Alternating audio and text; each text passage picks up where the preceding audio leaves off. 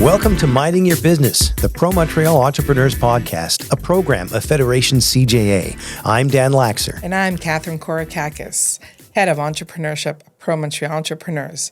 Each episode will introduce you to a founder or founders that found their way through Pro Montreal or not, and some mentors that have some words of wisdom. That's all coming up, but before we get into that, Catherine, in October, you're going on a leadership trip to Israel with entrepreneurs. Tell me more about that. Well, yes, we're taking a select group of entrepreneurs on a leadership mission to Israel from October 26th to November 4th. And it's unlike anything we've ever done before. It's basically a curated trip that we're doing in partnership with Ben Gurion University in the Negev. And it's going to be a completely curated program where entrepreneurs are going to have a 10-day intensive workshops led by industry leaders. And we're going to do all kinds of incredible things. So we have opened it up to members of the community that want to go. It's very, very selective. It's a very closed group. But if you're interested in participating, you can send me an email. Ben Rodier is here. And, well, by way of introduction, let me just throw in the first question right off the bat. You've been involved with two companies that harness the power of AI to achieve success. One was Salesfloor, which you co-founded and were with until last year. And the other, another company that you co-founded, you're currently the CEO of, is Frontline IQ. Before we talk about the companies, tell us a little bit about yourself. How did you get into doing this? Sure. It's great to be here, by the way. Yeah, well, it's good to have you. Thank you.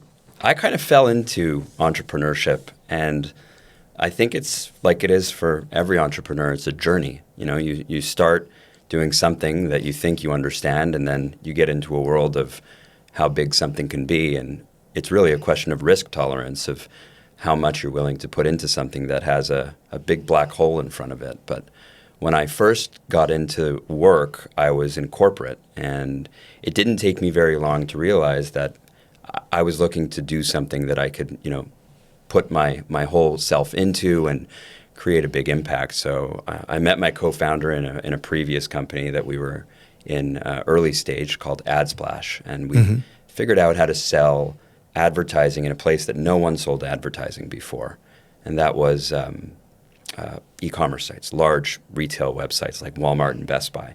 And that was my first taste for realizing that if you find the right wedge and you have the risk tolerance to be able to push into that wedge, and you might not understand everything you need to do, but if you're able to get in there and figure it out, and you get lucky, you're in the right place at the right time, it's an opportunity that you can just dig further into. So that was really the beginnings of it. But I kind of took that and parlayed that into the next company, which we successfully launched Salesfloor. And then after 10 years, it was time for something new. And it was a tough decision personally. When you have a family and you're a little bit older, a lot of people think that entrepreneurs are a one-time thing, right? You go into something, and after a few years, if it doesn't pop, you're kind of like you fizzle out. But I think the best entrepreneurs are the ones that recognize that it's a journey, it's ebbs and flows, and then when it's time to act, you're able to pull that trigger. It's that risk-reward factor that I mentioned. You mentioned the risk a couple of times, and you're absolutely right. I was just very curious, what grew that risk tolerance in you? Because that really is, for me, obviously being able to identify opportunity, but having that risk tolerance, what was it? Was it something you saw growing up? Was it your parents? Was it something you developed? I'm just very curious about that. It's a good question, because for some people, they get into a business that is a rocket ship from the start, and that need to swallow that risk tolerance is immediate. I think in my case, it was much more gradual, and it's really, I call it organic almost, because I grew up in the West Island of Montreal. Both my parents worked hard, and they showed us what hard work looked like and what the importance of community. And when I got into the workforce, it was my first opportunity to understand, what does it take to be successful? And I think as you grow up, you use markers in your life to kind of benchmark what success looks like. And when you're 20 versus 30 versus 40, 50, it completely changes. So I think once I got through my first 5 or 6 years of working in corporate, I worked in television and marketing the first bit of my career, I realized that if I wanted, more things, bigger things, wealth, success, whatever you call success, that you would have to change the chapter of your risk tolerance. So at first, you kind of take your surroundings in, and then second, you get exposed to people. And in my case, I was lucky enough to meet my co-founder, Oscar Sachs. We worked amazing for 15 years together, and we're still, everything that we built together, it's all good. And our transition out of the last business was very positive. But he was someone who I could look at and say, okay, he has a risk tolerance. There's a marker. And then I would meet other entrepreneurs and other businesses. Montreal has an incredible, I call it a wake of success in commerce and sales technology. We have companies like Shopify and Lightspeed and PlusGrade and AlayaCare. Like there's these companies that have come through our city, whether they started here or they grew here. And that's another marker, another benchmark for, how do you go from here to there? Mm-hmm. And depending on where you are in your journey, you use those markers as these benchmarks for, can I handle that kind of risk? Can I do that? So Absolutely. I think surrounding yourself with the right markers is what forms your ability to handle risk and opportunity. How do you get past the point when you decide, you know what, I'm an entrepreneur, I don't want to work for somebody else, I want to get into my own thing? And you talked earlier about, you have a family, you have to pay the bills, you have a mortgage. How do you get past the point where you say, yeah, but I'm going to do this anyway? I think there's an inevitable, what do you call it? It's like this moment where it becomes very real.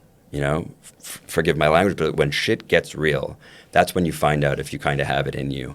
And a lot of people talk about, starting a business or buying a building or whatever it is that is that big thing, right? That brings on that risk tolerance factor. And I think everybody can talk circles around, that thing that they want to do. But until the money leaves the account, where you click send on whatever that down payment is or the seed correct. funding or whatever it is that trigger actually is, there's a moment where it's like, oh boy, like I just took $100,000 out of, or worse, I stopped making $100,000 in a salary and now the tap is off. So I think it's that moment where it's like, okay, I better hike up my socks and figure out how do I build this product? How do I get my first customer? How do I build a website? There's just these things where it's like you fear them from the onset before they happen. And then when you take that money out of your bank account or you turn off your salary because you said, I'm going to do this, it's shit or get off the pot. Yeah. Yeah, absolutely. That's twice in one podcast. I know. I'm gonna stop swearing here, right? Because I know my mom's eventually going to watch this. No more swearing, Ben. Well, we'll see. So let's get into it. Let's start with Salesfloor. What was the problem you were trying to solve when you first introduced AI into the retail sales space, and what did you learn from how people actually used it? I mean, tell me about what Salesfloor was to begin with. Yeah. Salesfloor is a customer engagement platform that in-store salespeople use to basically digitally connect to any customer that they serve. So the classic example that we always give is if you walk into a Saks Fifth Avenue or any kind of store and you see a product that you like, you try it on, it's not in your size, but you and the salesperson are interacting, that salesperson can now start to text you or email or video chat or any digital layer of communication to complete the sale. So if you can imagine kind of leading into the pandemic, digital and e-com and omni-channel customer journeys were like the talk of shopping. And then all of a sudden the stores turned off. Well, we were some of the only pieces of technology that kept salespeople in business, because if you couldn't walk into the store but you still wanted to shop and get served by someone who was an expert, our Salesfloor technology helped salespeople continue to sell online even though their stores were closed. When you first began working with AI, what assumptions did you have that turned out to be wrong or more complicated than you expected them to be? For me, the use cases that we're seeing today with artificial intelligence, they're 2 years old. Yeah. We're 2025 right now. And I think when people comment on AI, we often forget that there are no teachers, there are no experts. Like everybody has learned this in the last 18 months. That's right. Some people saw it coming a long time ago. Yeah. But in terms of what we saw, back at Salesfloor, which again we started it 10 years ago now, I don't think we even knew what AI was. Like, I think we knew what it was, but I don't think we even could imagine what we're seeing today. Who could? Right. So I think, one of the big things about artificial intelligence and how people are throwing around AI is like, how is it going to be used, right? So if you look at like the Salesfloor example, the concept of serving a customer digitally has to do with a lot of texting, emailing, chatting, and a lot of that is repetitive tasks. And I think, by and large, AI is going to help us eliminate or streamline a lot of automated tasks, the easy stuff that you can use your brain for more powerful, more productive things. So, if I have to draft an email or if, I need to search for something, instead of typing the words white shirt, 3 buttons, 3/4 length, you can use natural language now, and our artificial intelligence and language models are smart enough to know exactly what it is you're looking for. So I think that convenience factor for automation is where AI is going to help us immensely. That leads right into my next question, and this stood out for me because we might get into this in a couple of minutes, but I'm still grappling with how I feel about AI. A few months ago, you posted on LinkedIn some bits of information from the 225 Moving World Report from UP Labs or UP Labs. One of the most interesting bits of information for me anyway, you put third, and it's that the human brain is still 8,000 times more energy efficient than NVIDIA's H100 GPU. This isn't about robots replacing us. It's about building stuff that works with us to improve life in ways we're only beginning to understand. What does that tell you about how AI should be used and how not to use it? So I think everybody is going to reach a level of comfort with technology that is good. It's going to be different for everyone. The way we use AI in an interview setting like this to process the script that we're saying right now is going to be completely different than how someone in a sales role uses AI versus someone in aviation flying planes are going to use AI. But I think at the end of the day, like the UP Labs report, the Moving World report, was really like a moment where it hit me in the head, where it was like, no matter what we do, the human brain is still the thing that is going to be the driver of this world. But the way we're able to access tools that accelerate our ability to do amazing things, that's where the power of of artificial intelligence comes in. So I think, the Moving World report, said a few really important things. Number one, AI is going to reduce the cost of labor down to almost zero. So the idea of having to pay someone to do especially repetitive automated tasks that can be automated, that comes down to almost zero. So once that happens, and this is expansive, right? It could be the way the cars get driven, the buses get driven, your financial advisor, your lawyer, your marketer. Like, all of this work is eventually getting cheaper because of the way the technology is accelerating with the use of AI. And if that's the case, then it almost comes back to your question, which is, if the human brain really is more powerful than the machine, then how do we optimize using the human brain, knowing that we have all this acceleration and all the things that we can just get done? And that's where it comes down to, I think, entrepreneurs who can see that where things are going. The entrepreneur is able to understand what can we build to actually advance businesses, opportunities, ideas, because of all of this technology. And I think even the entrepreneur, him or herself, is now no longer like the grinder in the garage who's trying to build code or figure out a business plan. You can literally use an AI assistant to help you get there in 1/10 of the time that probably someone like Jeff Bezos spent building Amazon. So it's a super exciting, scary, and optimistic time to be building stuff. That's really the essence of that report, what I got out of that a few months ago. And, I just want to interject that if you don't see that and you don't harness it right away, you're going to be in a disadvantage. Yeah. Absolutely going to be in a disadvantage. Yeah, I agree. I agree. But just to, as much as I agree with that, it means so many different things to so many different people, That's right? correct. But you can't have your eyes closed. Agreed. You need to embrace it in some way. Yes, that's really absolutely. what it is. And if if entrepreneurs are listening, find a way to learn it. Find a way to automate the stuff that is repetitive. We gave workshops on how to automate repetitive tasks that you shouldn't be doing. Offload your social media posting on with a bot. Do it. I think it's like if you go to the school example, which is something I think a lot of people can relate to even beyond business. We read a couple of months ago that China implemented AI as like a government requirement in the curriculum in China, and that was ahead of the U.S. Rightly so. Certainly ahead of Canada. So. Yeah, absolutely. But it goes back to what we just talked about a few minutes ago.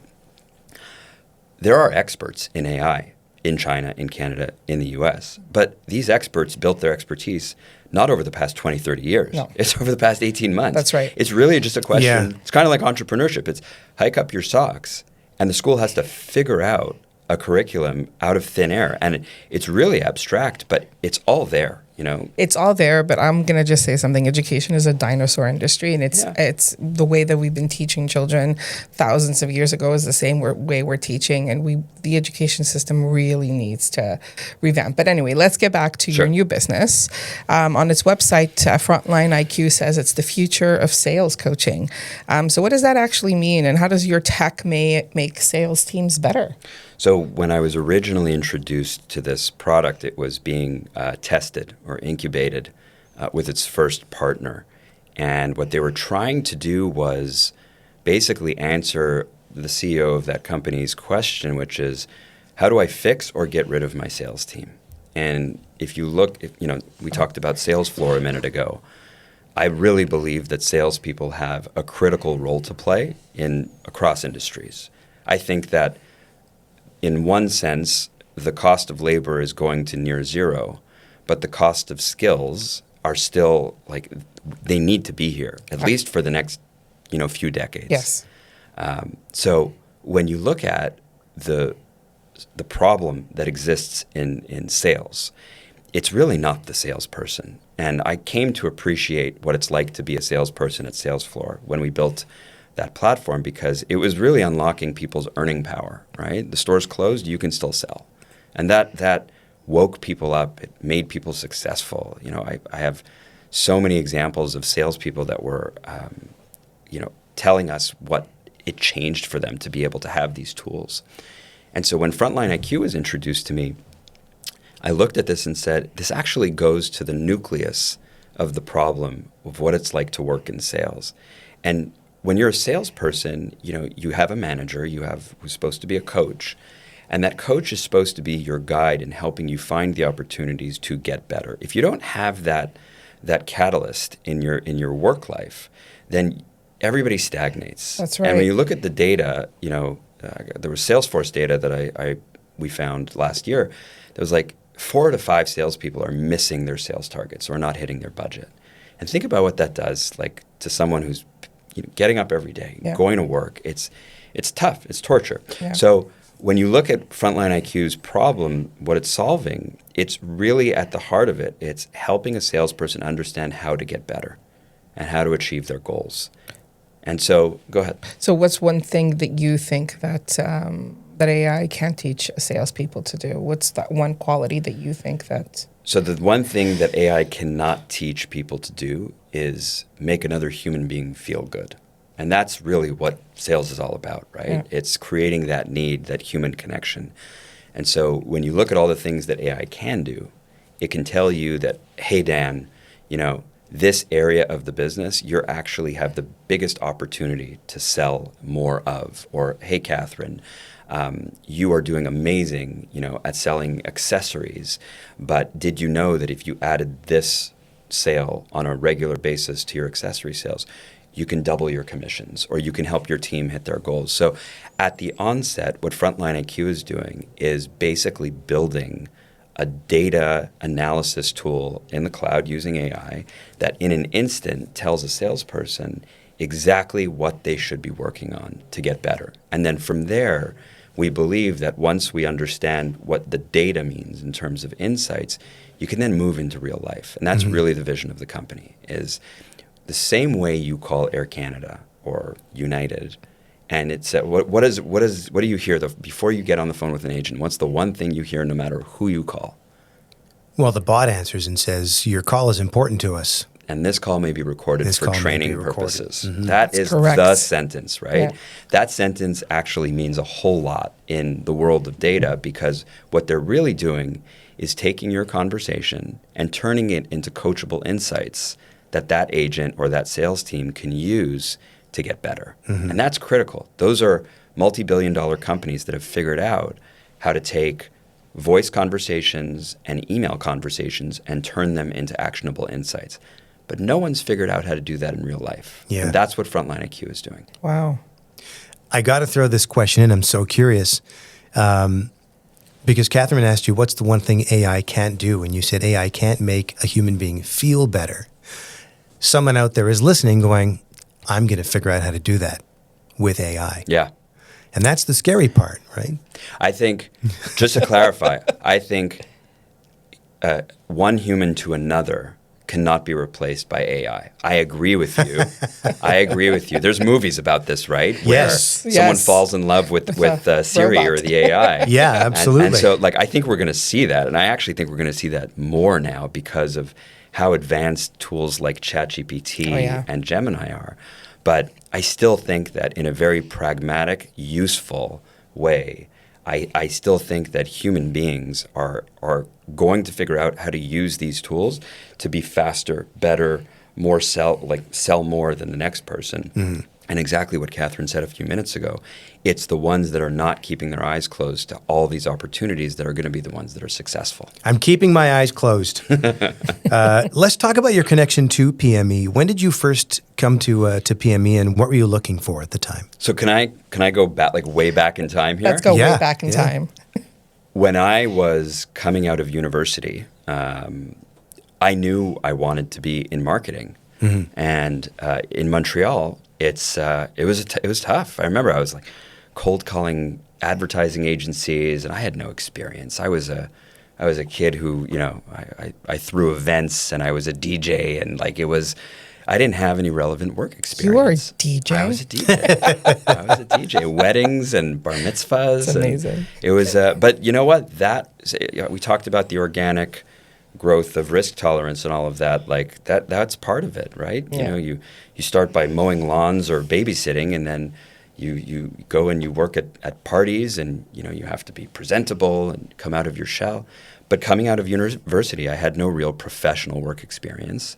What were you studying in university? I studied marketing. Okay. I was a BCom coming out of Concordia, and I was at Concordia during some of the tough times. Oh yeah, I was there too. Yeah, and so it was a very weird thing. Like coming out of university, I knew I wanted to do some kind of post grad one day, but I wanted to have work experience. So Pro Montreal was kind of like a godsend. Like they brought you in, and they had us. They did this like every couple of months. They had like 20 or 30 of us do this lightning pitch on yourself. You got 1 minute. You got employers in the room who were like hiring for entry-level jobs or whatever it was, and you had a minute to pitch yourself. And so I went to this event, and it was a great event. Like there were all kinds of companies there, and I knew I needed to stand out. And so everybody goes up to the microphone. They stand up with the podium. Hi, my name's Ben. This is some of my work experience. This is what excites me, blah, blah, blah. I get up on the stage. I step to the side because I didn't need the microphone. I knew I had the voice. Yeah. And I started pelting out my lightning pitch off stage, basically. Yeah. Like really, anybody that was like distracted, like put their head up. So I didn't get any offers. Like, who's this guy yelling on stage? Yeah. However, Pro Montreal picks up the phone, Kathy Grundman, who was a big supporter of mine from the start. And she said, you know what, it's not an official job, but I know Just for Laughs hires, like, every summer interns. And they're paid, like, paid poorly, but paid. And so I got a job at Just for Laughs, and it was all thanks to Pro Montreal. It was like an intro, and I worked at the festival for a summer where my job was making sure that the comedians got their bookings, plane tickets, hotels, on stage, off stage, back onto the plane, which was extremely difficult. Yeah, stressful. I saw a lot of stuff. I bet. But Pro Montreal got me my first gig. And Just for Laughs got me global television, and global television got me advertising, and advertising got me into a startup that sold advertising. And it was when I talk about an organic growth of risk tolerance and entrepreneurship, that's where I got my start. So I have a lot to be thankful for Awesome. or grateful for Pro Montreal. Well, I want to know what your pitch was. I have to pull it up, but it was definitely indexing on the fact that I was, outgoing and I wanted an opportunity. Shocker. I think at one point I said to myself, I need to wear a cowboy hat or something to stand out. But then my girlfriend or wife at the time was saying, no, you wear the suit and tie, but pelt it out. Let's go back to your Moving World report. The post, I'm sorry, not your report, but the post about the Moving World report. You wrote that the biggest opportunity belongs to those who see what's coming and build for it. So what's coming? What do you see? What are some of the trends? So I think, without sounding, cliche and corny, AI is the trend. And those that figure out where it's going, and in the real world, in our case, in Frontline IQ, the real world for us is sales. So whether you're buying a car, a mattress, a handbag, or even a hamburger, sales is something that's not going away. And what we see, and we have a team of engineers and product managers and execs now who've joined this company, that we've all been there before, where we've built a company into a world that was evolving, right? Salesfloor, we didn't know the pandemic was coming, but we were in the right place at the right time because the product was built. And I think that's... So was Zoom, eh? Exactly. Yeah. I never heard of Zoom. Exactly. I'm kidding, but yeah. No, that's it. It's look, entrepreneurship, it's being able to see the forest for the trees before they've grown.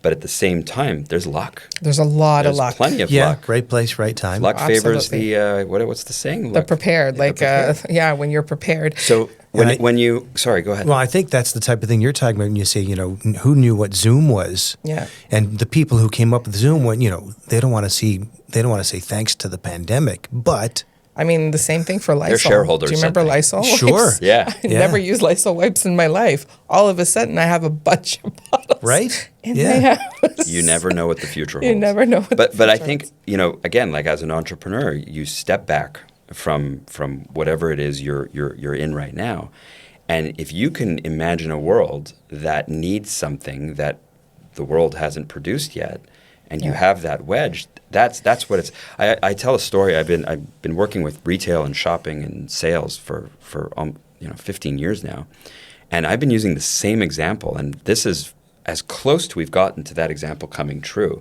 I think we're all old enough to remember Minority Report with Tom Cruise, right? I remember that. I think the movie was in 2003 or 2005, somewhere around there. Yeah. And there's a scene in the movie where his character walks into the Gap, and there's an artificial intelligent greeting that says, "Hey, John," or Tom, or whatever his name was, "how did those jeans work out for you that you bought 3 weeks ago?" And it's all based on cameras and microphones and sensors. And everybody at the time was like, "Oh my God, that's creepy. Can you imagine that?" But I think that's where we are going in the very near future. AI is going to be part of our everyday, not just behind our emails, not just behind our phone calls, but when we walk into a car dealership, AI is going to be part of our experience. We might not be able to see it or touch it, but it's going to be there. And we're building something that is going to have a really meaningful place in that world. If it's going to be like Jarvis, then I'm on board. Exactly. All right, I'm gonna be that guy. I'm gonna cross my arms and be skeptical of all the hype. Why should someone like me, who's not fully convinced, care about what AI can do for business today, not in the distant future, but right now? I think why someone who is a naysayer of AI today should pay attention is basically because if you don't pay attention, you're going to be left behind. Absolutely. And it's kind of like the evolution of everything, right? If we were 30 years ago and you were in your bedroom and you had this computer and you said, you know what, the internet's a fad. It's just going to pass, right? And I'm going to ignore it, right? How closed off would that person be 5, 10, 15 years later? Yeah, but look at the people that are the gazillionaires now. Yeah. Right? When the internet was starting, right? Like Jeff Bezos, he was just selling books, but he had the foresight to say, hey, this is a powerful tool. Let me get behind that, right? I remember being in, I'm going to date myself. I remember being in university and we were having like this show and tell in this class. And this girl brought in this thing called the internet. And she was showing us and she was like, look, I can talk to people. I was like, what is this? And a lot of people It's the Jetsons. Yeah. And then a lot of the people in the class, I'll never forget, they were like, oh, this isn't going to go nowhere. And this is not that long ago. Yeah. So when we think of things, we think of years and years. But if I go back, that's like 30 years ago. That goes fast. It goes Absolutely. super fast. I agree. And I'm sure you both remember when Steve Jobs first introduced the Apple II, and it spoke to him, and the crowd went Crazy. nuts. Yeah, absolutely. But you know what's interesting about it is the crowd was a California engineering crowd, right? Yes. So they're going nuts. And they're going nuts. Yeah. And we are here in Canada or Japan or wherever around the world. And I think the world is a lot faster now. But back then, the difference between an engineer in California working for Apple who could understand the potential of what this is was so far away from some 20-something-year-old who was working in advertising who didn't really know what computer engineering was. So I think because of how interconnected the world is right now and how quick information moves around the world, I think that it just accelerates faster and faster. So keeping your eyes closed or your arms crossed. I uncrossed them. Good. But also for your children. I mean, Yeah. my daughter can code and she's 14. Yeah, absolutely. Yeah. Self-taught. Just put on a YouTube video and there you go. 100%. Yeah. For sure. Well, listen, that was great. Thank you so much for coming in to talk Thank about you. this. Thank you, guys. This is wonderful. Ben Rodier, Frontline IQ, and before that, Salesfloor. Thank you so much for being on Mind Your Business. Awesome. Thanks, guys. Thanks.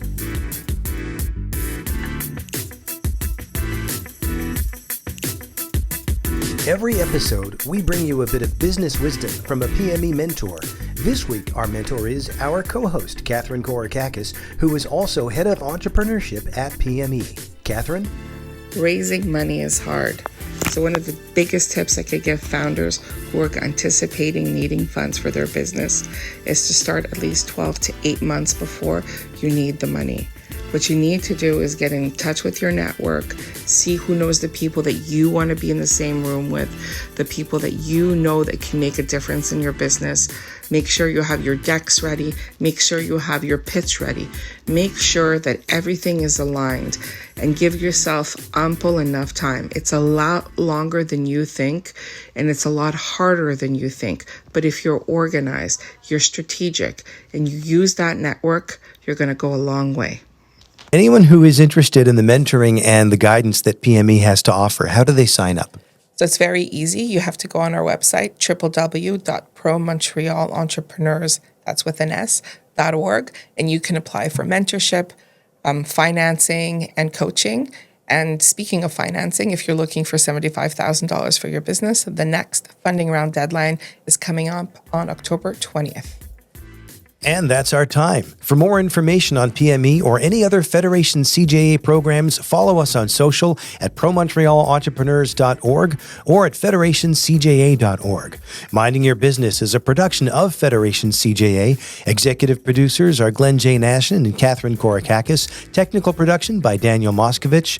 The Minding Your Business podcast. Subscribe, download, listen, and share wherever you get your podcasts. I'm Dan Laxer. And I'm Catherine Korakakis. Minding Your Business, Pro Montreal Entrepreneurs, bringing ideas to life.